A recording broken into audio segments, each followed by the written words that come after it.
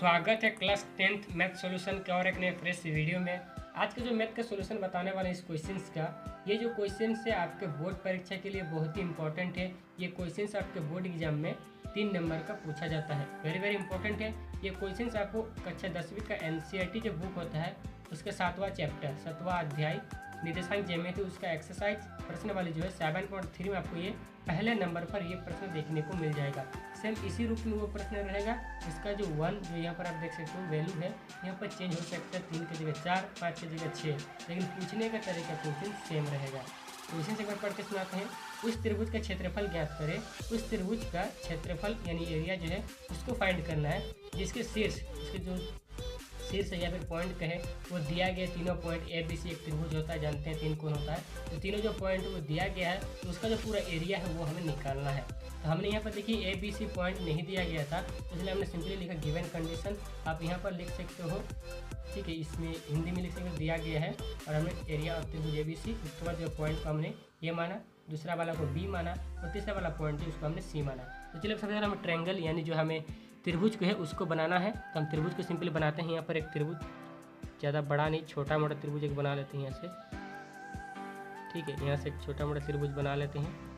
ये आपको एग्जाम में बनाना ज़रूरी है, जिससे आपको समझने में कोई दिक्कत ना आए और एग्जामिनर को भी। ए यहाँ पर देते हैं, इसको B देते हैं और इसको C देते हैं। तो पहला वाला पॉइंट हमारा कितना था? पहला जो हमारा पॉइंट था वो था 1, तीसरा वाला B जो दूसरा पॉइंट था B नंबर B वो था 4,6 -4,6 और C नंबर जो पॉइंट है वो है हमारा -3,-5। अगर कुछ भी समझ में ना आए तो कमेंट कीजिएगा। तो ये देखिए हमारा जो पूरा ट्रायंगल या फिर जो त्रिभुज के है वो बन के तैयार है। इसका पूरा हमें एरिया निकालना है। तो इसका फॉर्मूला होता है, आपको पता है। तो फॉर्मूला क्या होता है मैं आपको लिख के दिखाता हूँ। तो यहाँ पर हम फॉर्मूला को लिखते हैं पूरी अच्छी तरह से। पर हम देंगे चूँकि त्रिभुज हम ABC का निकाल रहे हैं, ABC का यहाँ पर देंगे का क्षेत्रफल यानी जो एरिया है हम उसका निकालना इक्वल टू फॉर्मूला जो होता है 1/2 होता है। यहाँ पर ब्रैकेट देंगे। सिंपली इसको जो है शॉर्टकट तरीका भी इस फॉर्मूला को याद करने का, ठीक है, ज़्यादा हार्ड नहीं है। सबसे पहले x लिखना है आपको, उसके बाद y - y लिख कर जाना है, तो फिर प्लस देना है, फिर आपको लिखना है x, फिर ब्रैकेट y - y लिखना है, फिर प्लस देना है, फिर x लिखना है। यहाँ पर जगह नहीं हो रहा, मैं यहाँ लिख लेता हूँ y - y आपको लिखना है, फिर ब्रैकेट को क्लोज करना है सिंपली।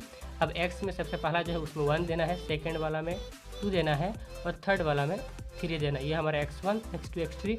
उसके बाद आपको याद रखना है एक संख्या 23, 31, 12, ठीक है। 23 यहाँ पर 23 को अप्लाई करना है 2 और 3 को यहाँ पर, और यहाँ पर आपको 31 को अप्लाई करना है 3, 1 और यहाँ पर 12, 1, 2 को अप्लाई करना है।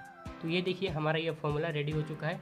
एंगल ऑफ त्रिभुज ABC का क्षेत्रफल जो एरिया है उसको निकालने के लिए ये फॉर्मूला होता है। तो चलिए हम इसको निकालते हैं। तो सिंपली जो है हमको जो वैल्यू मिला है वो सबको पुट करते जाना होगा। सिंपली हम सभी वैल्यू को पुट कर लेते हैं 1/2। फिर x1 का जो वैल्यू है ये देखिए, ये हमारा x1 है, ये हमारा y1 है, ये हमारा x2 है, ये हमारा y2 है और ये जो है हमारा x3 है, ये हमारा y3 है। यहाँ पर आप देख सकते हो। तो सिंपली जो x1 का वैल्यू कितना है 1 है, तो हम यहाँ पर 1 पुट करेंगे। सिंपली y2 का वैल्यू कितना है 6 है, 6 और y3 का जो वैल्यू है वो है -5। तो -5 और सॉरी y3 का जो वैल्यू है -5 होगा, तो -5 और माइनस, तो यहाँ पर हो जाएगा +5, ठीक है। उसके बाद यहाँ पर प्लस देंगे, वहाँ पर x2 हमारा कितना है -4 है, तो यहाँ पर ब्रैकेट देंगे, यहाँ पर हो जाएगा -4। सिंपली हमारा हो चुका है। उसके बाद सॉरी यहाँ पर y2 का वैल्यू हमने सही डाला है, सॉरी। उसके बाद यहाँ पर हम डालेंगे y3 - y1, तो y3 का वैल्यू कितना है -5 है, तो सिंपली यहाँ पर हम y3 का वैल्यू डालेंगे -5 और y1 का वैल्यू कितना है -1, तो -1 और माइनस, तो यहाँ पर हो जाएगा +1 और x3 का वैल्यू कितना है -3 है, यहाँ पर हम -3 दे देंगे। उसके बाद यहाँ पर दोबारा ब्रैकेट को स्टार्ट करेंगे। उसके बाद कितना है y1 - y2, तो y1 का वैल्यू कितना है -1 है और y2 का वैल्यू कितना है 6 है, तो -6 यहाँ पर हो जाएगा, ठीक है। प्लस में था, तो अब देख लीजिएगा मैंने अच्छी तरह से लिख लिया है, कोई भी मैंने गलती नहीं किया था, फिर भी मैंने आपको सॉरी कहा। अब दोबारा मैं मैच कर लेता हूँ। x1 का वैल्यू देखिए यहाँ पर 1 है सिंपली, और y2 का जो वैल्यू है वो 6 है, y3 का वैल्यू -y3, तो -y3 -5 और -5, तो +5 हो गया। यहाँ पर देखिए x2 का वैल्यू कितना है -4, यहाँ पर आप देखो x2 -4, यहाँ पर आपका है y3 माइनस y1, तो y3 का वैल्यू अब देखिए -5 मैंने डाल दिया और y1 का वैल्यू -1 था, -1 और +1 हो गया। उसके बाद हमारा जो है x3 कितना है -3, यहाँ पर हमने -3 डाल दिया। उसके बाद है y1 माइनस y2, तो y1 का वैल्यू कितना है -1, तो यहाँ पर -1 दिए और y2 का वैल्यू कितना 6 है, तो यहाँ पर हम -6 दे दिए। तो ये हमारा पूरा कंप्लीट होता है। अब हम आगे बढ़ते हैं। सिंपली अब दोबारा यहाँ पर आपको देना है इक्वल टू 1/2 देना है यहाँ पर सिंपली इस तरह से लिखना है। और यहाँ पर देखिए 1 लिखना है सिंपली, और 6 5 कितना होता है 11 होता है सिंपली। उसके बाद है -4 यहाँ पर इंटू हो जाएगा, प्लस माइनस हो जाएगा। और यहाँ पर देखिए इंटू को 3 दे देना है, -5 + 1, तो यहाँ पर हमारा हो जाएगा -4। यहाँ पर सिंपली प्लस माइनस हो जाएगा। यहाँ पर आप देखिए प्लस माइनस हो जाएगा -3। और यहाँ पर सिंपली इंटू देना है, -1 और -6 हमारा हो जाएगा -7।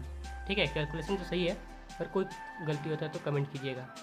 1/2 सिंपली, और 11 × 1 = 11, -4 × 4 = 16, माइनस देखिए यहाँ पर प्लस हो गया है। ठीक है, माइनस और माइनस यहाँ प्लस हो गया है, और यहाँ पर भी देखिए माइनस और माइनस प्लस हो जाएगा, तो 3 साथ हो जाएगा हमारा 21। ठीक है, ये क्वेश्चन। चलिए अब नेक्स्ट स्टेप में आते हैं। यहाँ पर सिंपली 1/2 देना है, अब सबको प्लस करते जाना है। अब सिंपल प्लस कीजिए, 1 और 6 कितना हुआ 7, 7 और 1 कितना हुआ 8 हुआ, 8 और इधर कितना हुआ 2 और 1 3 और 1 4, 48। ठीक है, एक बार दोबारा कैलकुलेट कर लीजिए, 1 और 6 7, 7 और 1 8 हुआ, और इधर 1 1 2 टोटल हुआ 4, तो 48 आया। अब यहाँ से कैंसिल कर लेते हैं, कितना में जाएगा 2 और 4 यानी 24। इसका जो आंसर है 20 वर्ग मात्रक हिंदी में लिख लीजिएगा। सॉरी मैंने यूनिट्स आपको बताया, यहाँ पर आप लिखिएगा हिंदी में वर्ग मात्रक।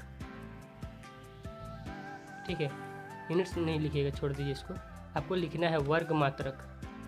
तो इस तरह से इस क्वेश्चन को पूरा सॉल्व किया जाता है। अब लास्ट में मैंने थोड़ा गलती कर दिया था, इसको आप कर लेना, वर्ग मात्रक लिखिएगा 24 वर्ग मात्रक। ये हमारा टोटल जो पूरा एरिया निकला है। तो चलिए वीडियो अच्छी लगी तो वीडियो को लाइक कीजिएगा, चैनल को सब्सक्राइब नहीं किया तो फ्री में सब्सक्राइब कर सकते हैं। और भी वीडियो देखना है तो इस वीडियो के नीचे सभी वीडियो का लिंक मिल जाएगा। तो मिलते हैं नेक्स्ट वीडियो में, तब तक के लिए जय हिंद, वंदे मातरम।